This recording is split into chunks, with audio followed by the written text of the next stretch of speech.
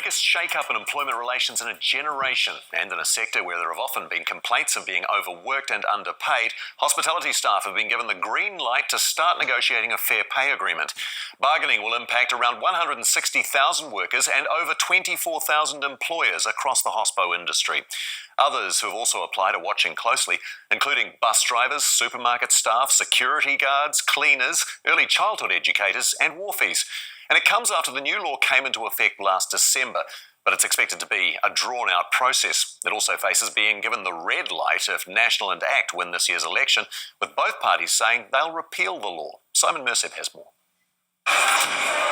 Lots of people like the buzz of a job in hospitality.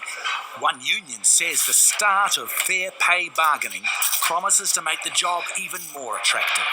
This is huge. This is once in a lifetime for a lot of these workers. This is new legislation. We haven't had sector bargaining like this before.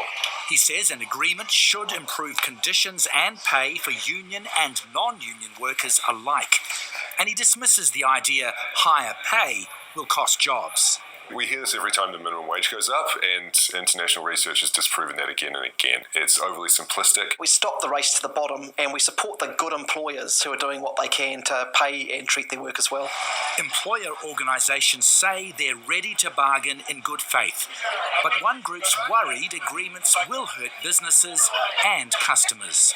I've already been receiving phone calls today. Some members have thought about putting levies on a weekend, and then some have actually mentioned it may actually take us back to the 70s and 80s, where not all the hospitality providers will be open on a Saturday and Sunday, for example. The hospitality workers' push for fair pay follows that of bus drivers not long ago, and other workers are waiting in the wings, like wharfies and commercial cleaners. But there's a question mark over whether any of this bargaining actually ends up in an agreement.